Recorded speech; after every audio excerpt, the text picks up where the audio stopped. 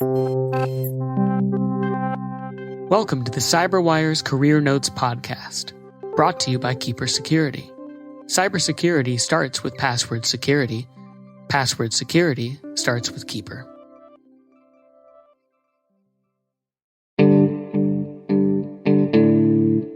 My name is Mark Logan, and I'm the CEO of One Identity.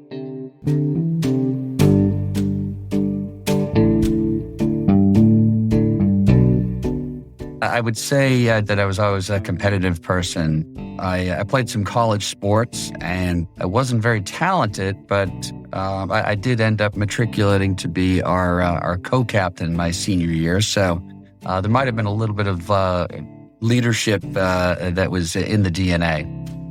Well, I was not strong in all subjects, but I had a bit of a penchant for math and sciences. So when I headed to college, I dove into engineering. And then as I got through college, I saw the intersection point between business and the technical side of things. So I ended up graduating with a double major in engineering and in business management. So, of course, I wasn't in a management role right out of school, but over time, I really leaned on some of the early on foundational skills.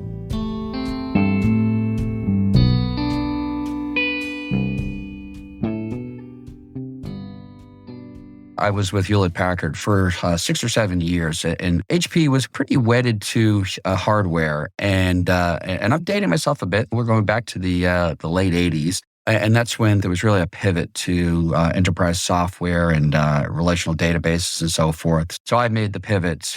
Tough decision to leave HP, but the right decision. And got into software. I worked for a couple of large software companies, Sybase being one of them, one of the true leading RDBMSs. And then myself and 4 colleagues from Sybase co-founding a CRM business. So I went from these companies that had tens of thousands of employees that were publicly traded to just 5 of us. And it was both any given day exhilarating and terrifying. We ended up with a very good exit, and we were acquired by a large enterprise software firm. And I had the good fortune of that background, and I also had the good fortune of having worked shoulder to shoulder with the other co-founders for a number of years. And you need a lot of trust. You need to trust work ethic and integrity and character of those you go into business with. Over time, you get recruited to various other startups. But if I were to offer any advice to anybody, if you're going to make that leap from a secure, larger public company to a less secure, smaller startup environment, boy, you really need to have that deep embedded trust with those that you go into business with.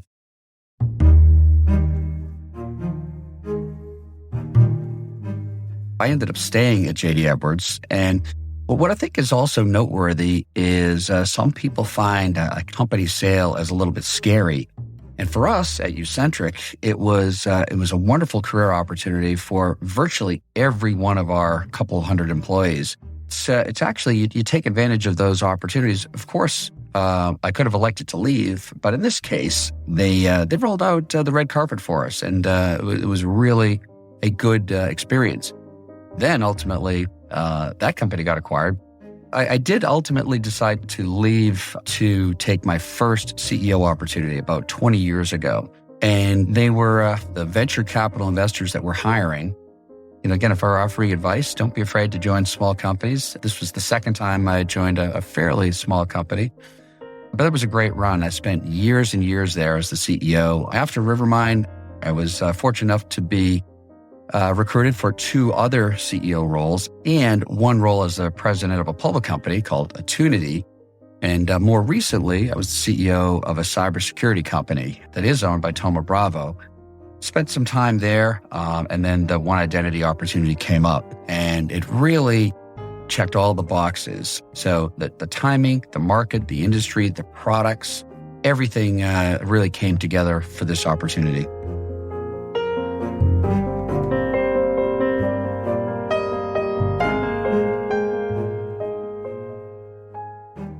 I've never been at a company, including Hewlett-Packard, in which the engineering team said, we're good, we have all of the resources we need. And I've never been in a company where the product team said, we're good, we don't need to develop anything else. We've got all the functionality we need. So there's always more. There's always a need for more resources, more capabilities, etc.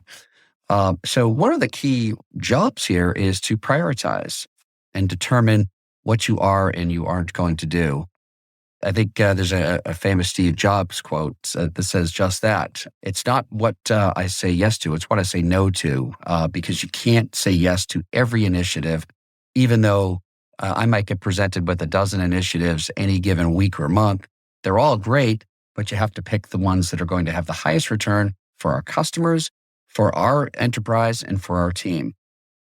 I've been successful being collaborative, but delegation is also really important. So I guess if you tie back, together with the team and with the board, you set up a series of goals that you're going to march towards over the next year, and the next multiple years. But there are financial goals in any given year. And then you collaborate with the team on almost a daily, weekly, monthly basis on how we're going to attack the market, how are we going to delight our customers, how are we going to grow the business. And then if you have the right people in the right roles with the right expertise and the right tools, then my objective is let's back off and let people do their jobs. And I'm here for an escalation resource when there are those challenges or conflicts or priorities that have to be reconciled. But I've found that the more you can delegate, provided you've got the right folks in place, the better. I think we all got presented with a little adversity. Was it March 11th or 12th when the pandemic hit? We took the world and turned it upside down. That's a time when you want to over-communicate. When things are tough, you need to really batten down the hatches and pull the team together. It might be a little overused, but find a category within the industry that you're passionate about. There's some folks that are natural tinkerers and just have to get to the core solution set and the core answer. Perhaps development is the right place. There are those folks that are really passionate about the future and creating a vision. Oh, perhaps product management is the right sector for you. Then there are people that are just really interested in culture and human interaction. Well, perhaps human resources is the right silo for you. So once you've found that passion, that doesn't mean that's it forever. So I started on the go-to-market field marketing alliances side, and then pivoted over to other aspects of within business management. I know folks that have said, nope, this is my domain. I'm going to be the greatest human resources executive of all time, and that's where they've gone. So it's often overused, but find that initial area that you're passionate about. Because if you're not passionate about it, then you won't have that self-fulfillment and potential advancement.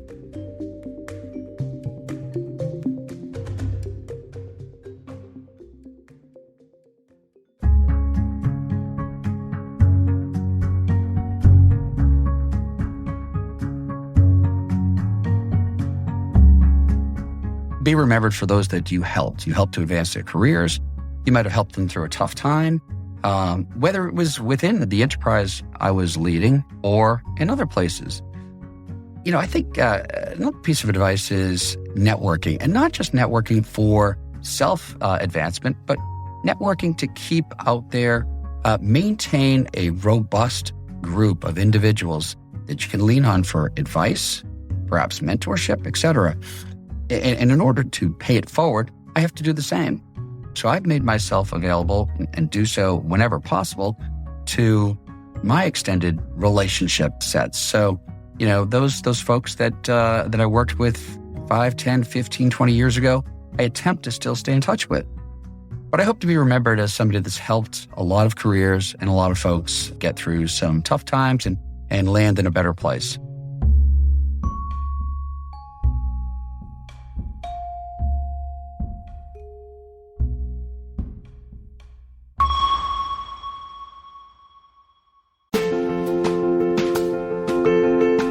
This CyberWire Career Notes podcast is made possible by Keeper Security.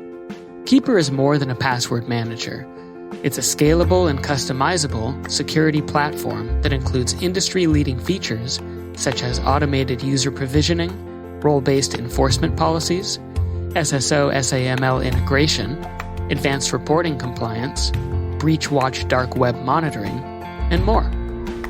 Members of the CyberWire community will receive a free 3-year personal password manager when they take a business demo. Visit keeper.io/cyberwire to learn more. And we thank Keeper Security for sponsoring our show.